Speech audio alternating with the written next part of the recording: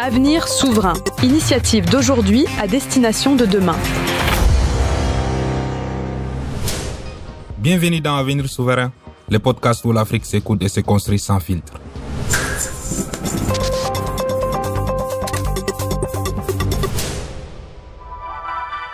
Jeunesse africaine, le retour de l'uniforme et la désillusion démocratique. Quand la jeunesse cesse de croire aux urnes, elle cherche refuge dans les armes.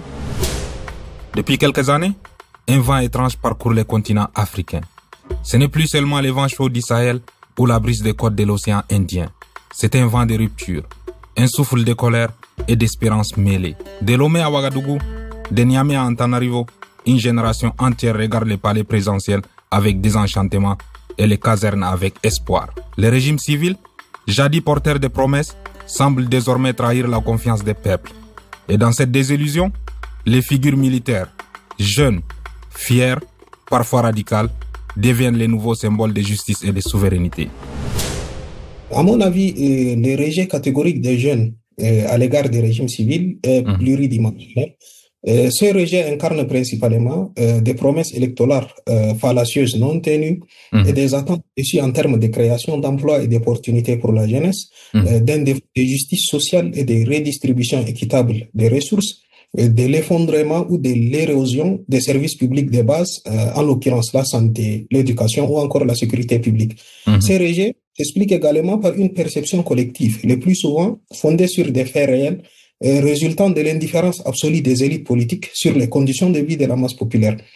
Ce soutien massif et l'enthousiasme pour l'armée démontrent les résultats tangibles d'un rejet inconditionnel des élites civiles qui sont assimilées à la corruption, à la source de la déficience institutionnelle face à l'insécurité globale et de l'espoir brisé d'une jeunesse consciente en ébullition.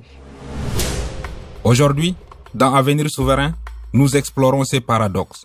Pourquoi la jeunesse africaine, censée porter la démocratie, se tourne-t-elle vers les militaires? Et que relève cette fascination pour l'uniforme sur l'état profond de nos sociétés politiques?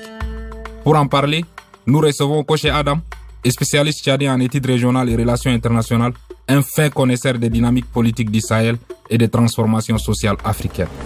Là, ce chiffre qui accuse, aux statistiques qui dérangent. Cher peuple souverain, comme le veut la tradition. Voici le fait, rien que le fait. Depuis les années 1950, le continent africain a connu plus de 220 coups d'État. Mais tous n'ont pas été synonymes de chaos. Certains, au contraire, ont marqué un tournant. Des ruptures profondes, parfois douloureuses, mais souvent porteuses d'espoir et de souveraineté retrouvée. Le 23 juillet 1952, en Égypte, un jeune officier nommé Gamal Abdel Nasser renverse la monarchie et proclame la République. C'est la fin du règne du roi Farouk et le début du nationalisme arabe. 4 ans plus tard, Nasser nationalise le canal de Suez, un geste de défi contre les puissances coloniales.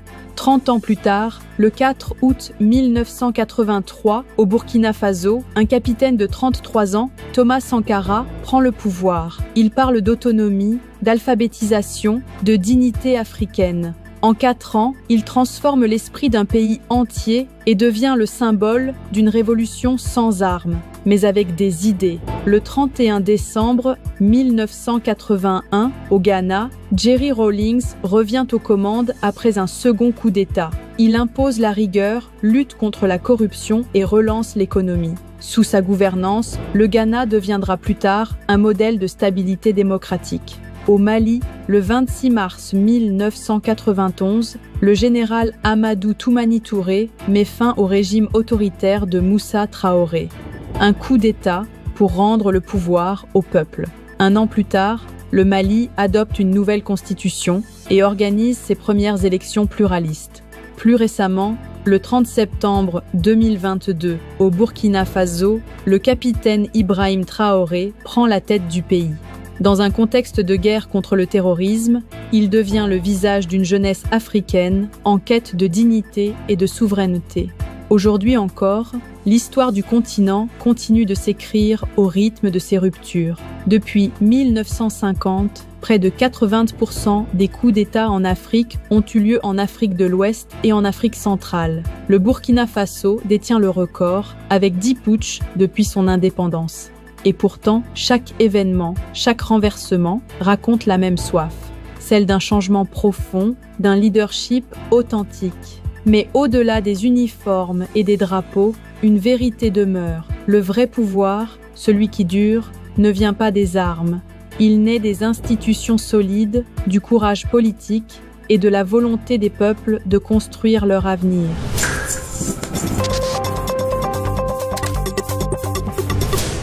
Dans les rues de Bamako, Ouagadougou ou Niamey, les drapeaux s'élèvent, non plus pour un parti, mais pour un capitaine. Ce n'est plus la couleur d'un logo électoral qui rassemble, mais les verts olives de l'uniforme. Ce que nous observons, c'est plus qu'un changement politique. C'est une bascule symbolique. Alors que la promesse électorale s'effondre, que les écoles ferment, que les jeunes diplômés errent sans avenir, une idée s'impose. L'état civil n'a pas tenu parole. Et les urnes, elles aussi, semblent muettes. Monsieur Koché Adam, bonjour. Bonjour, Monsieur Amataïr Bahit. Vous êtes doctorant en études régionales et relations internationales. Merci d'être avec nous sur Sputnik Afrique. De Bamako à Ouagadougou, de Niamey à Antananarivo, un vent de rupture souffle contre le régime civil, jugé souvent corrompu et dépendant. Et dans cette tumulte, les figures militaires, souvent jeunes et charismatiques, deviennent des symboles d'espoir, de justice et de souveraineté. Monsieur Koché Adam, ma première question, ces dernières années, plusieurs coups d'État militaires ont été largement applaudis par les populations, notamment au Mali, au Burkina Faso, ou encore au Niger. Comment expliquez-vous, vous en tant qu'expert régional, comment expliquez-vous cette perte de confiance des jeunesses africaines envers les régimes civils ici des urnes? Je réitère mes remerciements encore une fois de plus pour l'importance de ce thème et de ces sujets aussi importants pour la jeunesse africaine, mais aussi pour les chercheurs travaillant dans ce cadre. Donc, à mon avis, le rejet catégorique des jeunes à l'égard des régimes civils est pluridimensionnel. Ce rejet incarne principalement des promesses électorales fallacieuses non tenues et des attentes aussi en termes de création d'emplois et d'opportunités pour la jeunesse, d'un défaut de justice sociale et de redistribution équitable des ressources, de l'effondrement ou de l'érosion des services publics de base, en l'occurrence la santé, l'éducation ou encore la sécurité publique. Ces rejets s'expliquent également par une perception collective, le plus souvent fondée sur des faits réels, résultant de l'indifférence absolue des élites politiques sur les conditions de vie de la masse populaire. De nos jours, la plupart des élites politiques des pays d'Afrique subsaharienne ont entrepris l'initiative d'accaparement des ressources publiques de l'État. À cela s'ajoutent les phénomènes d'immobilisme démocratique et institutionnel, puisque les institutions étatiques incarnent aujourd'hui l'incapacité de pouvoir sanctionner la corruption généralisée.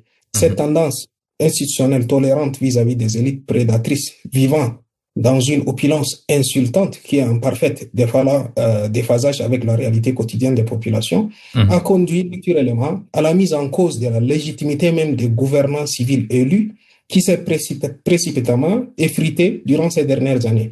Donc, ces facteurs réunis ont permis à l'armée de se repositionner comme étant une alternative fiable face à la détérioration de la vie socio-politique et économique, dans l'optique de rompre avec l'ordre établi, notamment le verrouillage du système politique.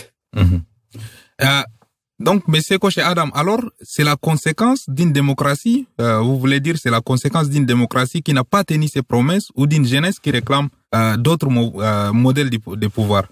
Et nous allons essayer d'apporter notre contribution autour de cette question qui est beaucoup plus empirique et qui requiert une réflexion profonde, puisque les promesses tenues sont la résultante d'un système démocratique qui ne fonctionne plus en Afrique. Donc, je vais détailler les causes de cet échec démocratique durant les phases suivantes. Peut-on dire, donc, selon vous, le soutien massif aux militaires traduit davantage une crise de légitimité démocratique qu'un véritable attachement à l'autorité militaire? Oui, vous savez, depuis 2020, l'Afrique connaît une troisième vague de coups d'État. La première vague, celle des années 60-70 après les indépendances, La deuxième vague, celle des années 90, et la troisième est celle actuelle, c'est-à-dire depuis 2020. Ces forces divergent par leurs caractéristiques et leur intensité par rapport à celles des décennies précédentes parce que les motivations ont évolué. Quelques principaux facteurs sont avancés. De ce fait, l'argumentaire fondé sur les reculs démocratiques que vous avez évoqué tout de suite semble être d'une importance majeure. Ceci s'explique par la manipulation excessive des lois fondamentales, en l'occurrence les constitutions, dans le seul but de permettre aux dirigeants de prolonger des mandats autant qu'ils le désirent, notamment par des processus issus des résultats électoraux, le plus souvent objet de contestation sur sa véracité et sa transparence. À mon avis, ces phénomènes révèlent davantage d'une crise de légitimité profonde, comme je l'avais dit, marquée principalement sur les carcages d'un système démocratique de type occidental, que plutôt d'un attachement idéologique à l'autorité militaire. Vous savez, depuis le processus de la démocratisation de la vie politique imposée par l'extérieur à l'Afrique, les pays d'Afrique subsaharienne ont introduit au sein de leur système institutionnel une démocratie purement occidentale qui est en parfait décalage avec la réalité socio-anthropologique et spécificité africaine. Ce mimétisme démocratique s'est appuyé exclusivement sur l'organisation des élections à coût de milliards, sans impact significatif sur le développement et l'émergence. Puisque ces élections sont devenues dans une certaine manière un spectre répétitif, illustrant une démocratie de façade pour rassurer les bailleurs de fonds et impressionner les agences de notation et de surcroît permettre également aux élites d'accaparer davantage les ressources étatiques sans pour autant se soucier de l'émancipation des conditions de vie des populations.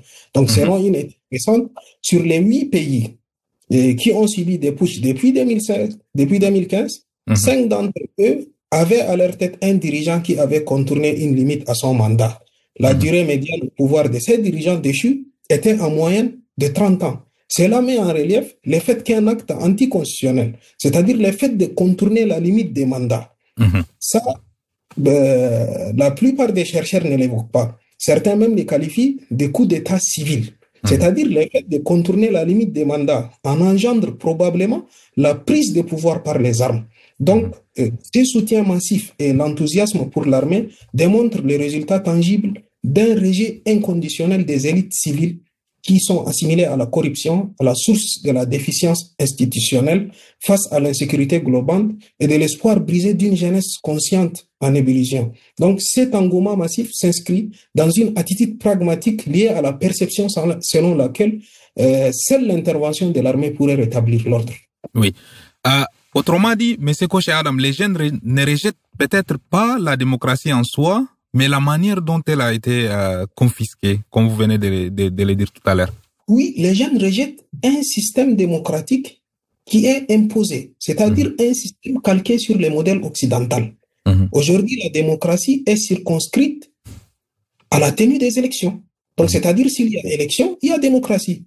Alors que la démocratie n'est pas seulement la tenue des élections, mais l'ancrage institutionnel d'un système politique qui doit subvenir aux besoins de la population, qui offre des possibilités d'emploi, qui offre l'égalité des chances et des mérites. C'est cet ensemble qui constitue la démocratie. Mais le fait de circonscrire la démocratie au seul scrutin, au seul vote, qui sont d'ailleurs objets de contestation, sont la cause principale de ces rejets d'un système politique détenu entre les mains des élites civiles. Oui. Dans de nombreux pays, la jeunesse assimile les régimes civils au néocolonialisme ou la corruption, et c'est une perception construite par les réalités économiques et politiques. Oui, cette perception n'est pas seulement symbolique, elle se fonde sur des réalités tangibles, comme la dépendance aux puissances étrangères, notamment colonisatrices, par divers accords économiques asymétriques ou encore la présence prolongée des forces étrangères ainsi que des sociétés extractives minières qui créent une trajectoire de dépendance financière excessive à l'égard des élites censées assurer la souveraineté nationale. D'un point de vue analytique, ces coups de force conçoivent un système de recomposition de ces États qui subissent dans une certaine manière des carences liées au développement et au modèle de gouvernance, comme nous venons de l'évoquer tout à l'heure. Puisque ces coups d'État sont devenus dans la plupart de ces pays les seuls moyens de déblocage et de déverrouillage de l'alternance politique tant espérée par la jeunesse. La population perçoit de manière quotidienne des élites locales bénéficier suffisamment des liens, si on peut le dire, des liens incestueux avec des puissances étrangères et des acteurs privés. De même que des facteurs externes comme les crises environnementales et sanitaires engendrent des conséquences socio-économiques qui affectent directement la majorité de la population appauvrie. Donc ces facteurs externes ont relevé indéniablement l'incapacité de ces États à anticiper et résoudre des problèmes de politique publique dont un État démocratique normal est censé les faire. Donc cette incapacité manifeste fait apparaître l'émergence des narratifs anticolonialistes qui se cristallisent et deviennent un cadre de contestation mobilisateur contre les élites considérées comme les relais locaux des puissances impérialistes occidentales. Des mots puissants, des vérités amères, la jeunesse africaine n'est pas naïve. Elle ne rêve pas d'un retour à la dictature, mais elle réclame une nouvelle forme d'ordre. Un ordre qui protège, qui écoute, qui agit. Et quand les élites civiles se perdent dans la diplomatie des privilèges, les peuples se tournent vers ceux qui n'ont pas encore trahi. Du moins, pas encore. Et c'est peut-être cela, l'essence profonde du retour de l'uniforme. Une quête désespérée de justice, là où la démocratie a cessé d'en produire. L'Afrique doit redevenir ce qu'elle n'aurait jamais dû cesser d'être, souveraine et debout, disait l'un des pères de la révolution africaine, le capitaine Thomas Sankara. La deuxième question nous mène au cœur du paradoxe africain actuel. Ce retour de l'uniforme, est-il le signe d'une souveraineté retrouvée ou d'une nouvelle dépendance sous un autre visage? Les jeunes militaires leaders du Sahel, Ibrahima Traoré, Assimi Goïta, Abdraman Tiani, se présentent comme les héritiers spirituels de Sankara et Lumumba. Leurs discours enflamment les foules, leurs gestes bousculent les certitudes. Rupture avec la France, ouverture vers Moscou, Téhéran ou Ankara. Ces choix géopolitiques font écho à une Afrique en quête de dignité. Mais la question demeure, s'agit-il d'une souveraineté réelle ou d'une illusion géopolitique soigneusement construite? M. Koché Adam nous répond à ces questions sans détour ni langue de bois. Sa rhétorique se fonde sur l'intégrité, le patriotisme et la souveraineté nationale comme fondement de l'action politique, puisque le capitaine Traoré est devenu le nouvel symbole de résistance contre l'influence occidentale et singulièrement contre l'influence française, ce qui trouve un écho très favorable auprès de la population africaine qui est en majorité jeune.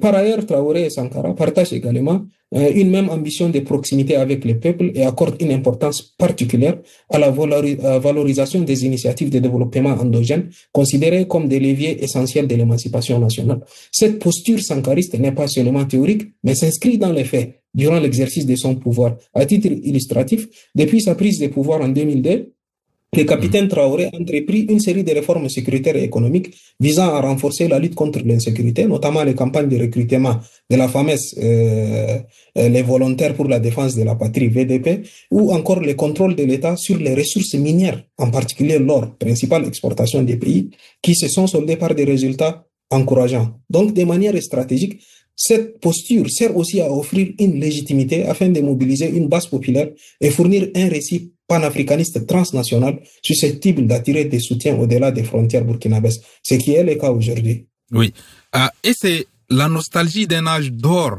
révolutionnaire ou la naissance d'un nouveau type de leadership africain? Nous pouvons dire que nous sommes dans une phase très critique de l'histoire politique africaine.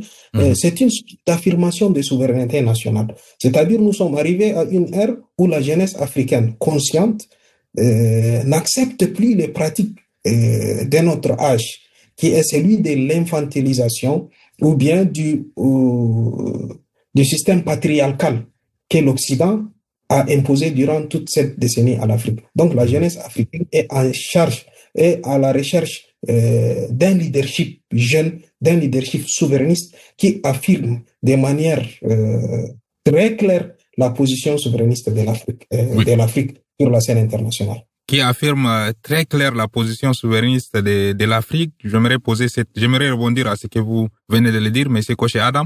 Le cas du Burkina Faso illustre une tendance plus large, la rupture avec la puissance occidentale et les rapprochements avec des partenaires comme la Russie ou l'Iran. Et c'est selon vous une stratégie de souveraineté assumée comme vous venez de le dire?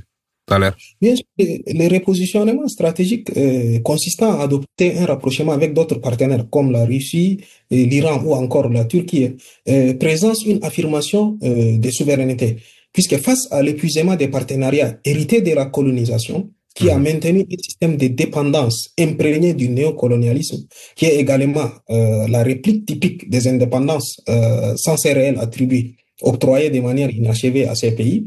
Et étant donné qu'historiquement, l'Occident impérialiste s'est toujours positionné en un donneur de leçons perpétuelles à l'Afrique par les biais de l'imposition du système néolibéral qui a engendré des drames sur le continent, à titre illustratif, les plans d'ajustement structurel et autres. Donc, il s'y est d'adopter une posture souverainiste dans l'optique de bâtir des relations saines, plus équilibrées, consistant à redéfinir une diversification stratégique des partenariats. Ces repositionnements géostratégiques, avec la présence croissante de nouvelles puissances émergentes, modifient profondément les équilibres des pouvoirs traditionnels, convergeant vers une recomposition des relations de partenariat entre le Sud global ou Sud-Sud, jusqu'à l'arrivée des militaires au pouvoir durant cette troisième vague de coups de force, a marqué un tournant probant, notamment avec la dénonciation immédiate d'accords militaires et monétaires conventionnels, les retraits des bases militaires étrangères des sols africains, sans toutefois omettre aussi l'affirmation d'une nouvelle génération d'Africains souciés de la souveraineté continentale. Ainsi, le rééquilibrage des partenariats se présente comme un acte ultime empreint de souveraineté, consistant à rompre certainement avec des dépendances traditionnelles jugées contraignantes et injustes, mais aussi varier les appuis militaires et politiques à l'échelle planétaire qui doit être basé sur les principes d'égalité et du win-win, gagnant-gagnant. Oui. Plusieurs études, notamment du Centre for African Studies, Université du Cap, montrent que les jeunes Africains associent désormais l'armée à l'ordre, la discipline et la protection nationale. Partagez-vous cet avis ou bien cette perception positive est-elle durable et conjoncturelle liée au chaos sécuritaire dans la région sahélienne? À mon avis, la perception aujourd'hui favorable à l'armée est en grande partie conjoncturelle et liée plutôt à l'érosion du système sociopolitique de ces États. Si nous faisons un regard rétrospectif, les pays les moins développés sont les plus exposés aux coups d'État. Cela semble corroborer le fait que tous les pays ayant fait face à cette vague de coups de force sont parmi les plus pauvres de la planète selon l'indice de développement humain. Oui. L'histoire nous montre aussi qu'en Afrique, lorsque le système politique et institutionnel est bloqué, l'armée est perçue le plus souvent comme un arbitre qui doit intervenir pour débloquer la situation. Lorsque l'État ne parvient plus à assurer les minimums nécessaires, c'est-à-dire les services de base, et où les élites politiques corrompues accaparent des ressources publiques sans pour autant se soucier de la masse qui les a élus et verrouillent de manière systématique l'environnement politique sans aucune perspective d'alternance, à mon avis, il est indéniable que l'armée reste la seule alternative possible. Par principe, la place des militaires se trouve dans les casernes et leur rôle est d'assurer le respect des institutions. Mais le fait que ces coups d'État trouvent des soutiens infaillibles au sein de la masse et surtout de la jeunesse démontre à suffisance à quel point les élites civiles sont massivement rejetées par la masse populaire. Donc, c'est une perception purement conjoncturelle dont le succès et la durabilité dépendra fortement de la capacité à améliorer la gouvernance et assurer la sécurité des populations. Oui. Aujourd'hui, l'uniforme inspire le respect, mais est-ce que demain inspirera-t-il toujours la confiance? Puisque de manière générale, l'armée est assimilée à l'ordre et au respect.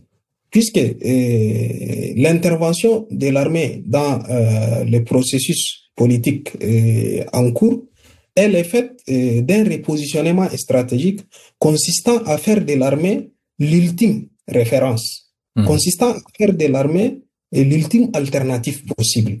Maintenant, comme je l'avais dit tout à l'heure, cette perception n'est pas définitive, elle est conjoncturelle. Donc, elle va dépendre de la capacité de la gouvernance des militaires à assurer le bien-être de la population. Dans le cas contraire, ils seront à leur tour déchus par ces vagues populaires. Monsieur Koché Adam, quittons maintenant le Sahel, quittons les sables du désert, la chaleur, les vents, pour aller se reposer en tout cas quelques instants au Madagascar, aux îles paradisiaques ou bien aux plages paradisiaques de l'océan Indien. Au-delà du Sahel, on a vu récemment à Madagascar une partie de l'armée rejoindre la jeunesse dans une contestation contre les présidents sortants, ou bien les présidents déchus, on peut les dire comme ça, André Rajoelina. Assiste-t-on à une nouvelle forme d'alliance politique entre jeunesse et militaires sur le continent? Oui, comme vous venez de le préciser tout à l'heure, le Madagascar est un pays, est un grand pays aux îles paradisiaques et aussi aux ressources abondantes. Donc, le Madagascar n'est nullement une exception ou une figure d'école particulière s'agissant des modes de gouvernance des pays africains. Depuis l'accès à son indépendance dans les années 60, le pays connaît une trajectoire socio-économique insolite marquée par sa performance négativiste, comme la plupart des pays africains. Et le PIB par habitant ne cesse de chuter drastiquement au fil des années. Donc, ce déclin s'explique principalement, comme nous l'avons évoqué tout à l'heure, ce déclin s'explique par une gouvernance dirigée par des élites politiques prédatrices, ce qui a plongé le pays dans une extrême pauvreté au niveau de la masse d'une part, et une concentration des richesses entre les mains d'une élite indifférente d'autre part. Ainsi, les récents mouvements sociaux malgaches, largement initiés aussi par les jeunes, la génération Z, fortement inspirée de la révolte népalaise, qui est aussi une initiative purement jeune, s'est démarquée par sa volonté et son courage de dire non aux élites, ainsi que par sa capacité organisationnelle, consistant à dénoncer une injustice sociale généralisée. Ce soulèvement exprime une profonde répulsion populaire d'un système politique et institutionnel inopérant avec des revendications très simples. L'accès aux services de base, en l'occurrence l'eau et l'électricité. Donc, de ces revendications, l'armée s'est intervenue en créant ainsi une coalition ponctuelle de circonstances entre les deux entités, à savoir la composante de la jeunesse et les factions militaires. Donc, c'est une sorte d'alliance qu'on pourrait qualifier d'opportuniste et temporaire, plutôt que de l'émergence d'un nouveau pacte politique consolidé à long terme. Oui. Peut-être une alliance de désespoir ou bien une alliance d'espérance. Tous les deux, puisque le désespoir peut favoriser l'espérance. Donc, c'est le désespoir qui a permis aux armées de se réinventer et d'avoir un rôle politique pour la gestion de la chose publique. Oui. Beaucoup de jeunes voient dans les militaires non pas des dirigeants idéaux, mais des instruments de rupture face à un système politique verrouillé. Peut-on dire que le soutien populaire aux jeunes traduit à un besoin de réinstaliser le système plutôt qu'un choix idéologique? Oui, comme nous avons pu le relever, le soutien populaire de la jeunesse à l'égard des hommes en uniforme répond à un réel désir de mutation correspondant à la remise en cause, et comme vous l'avez dit, et à la réinitialisation d'un système politique altéré et verrouillé, mais également soutenu et protégé par des puissances occidentales prédatrices. C'est aussi un fait marquant. Donc, c'est un soutien purement circonstanciel et conjoncturel plutôt que d'une adhésion à une idéologie purement doctrinaire qui consiste à apporter un soutien aux militaires. Donc, cela traduit un critère matérialiste qui consiste à apporter un soutien populaire à ceux qui peuvent briser un système politique imbibé d'un clientélisme ambiant, plombant toute éventuelle évolution. Donc, néanmoins, ce soutien populaire peut rapidement s'effriter. Attention, si les militaires trahissent leurs promesses et instaurent et consolident de nouvelles formes de pouvoir identiques à ceux qui les ont précédés. Donc, on peut dire que c'est un soutien conditionnel limité en fonction de l'exercice du pouvoir.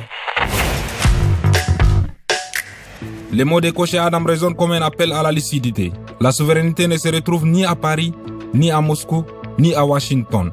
Elle commence dans les écoles, dans les champs, dans les hôpitaux. Elle vit dans la dignité de chaque citoyen. Et si la jeunesse africaine acclame aujourd'hui les militaires, c'est peut-être parce qu'elle cherche d'abord à applaudir un idéal de courage, celui de dire non. Mais demain, si ces régimes ne tiennent pas parole, la même jeunesse saura leur tourner le dos. Car, dans les fonds, ce qu'elle réclame, ce n'est pas un uniforme, c'est un avenir.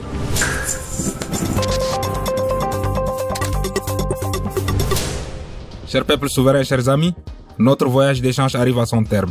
Mais les idées que nous avons partagées continueront de tracer les chemins de notre avenir commun. J'espère avoir le plaisir de vous retrouver pour d'autres aventures inspirantes. Avant de nous dire au revoir, souvenons-nous de ces dictons de Vladimir Poutine.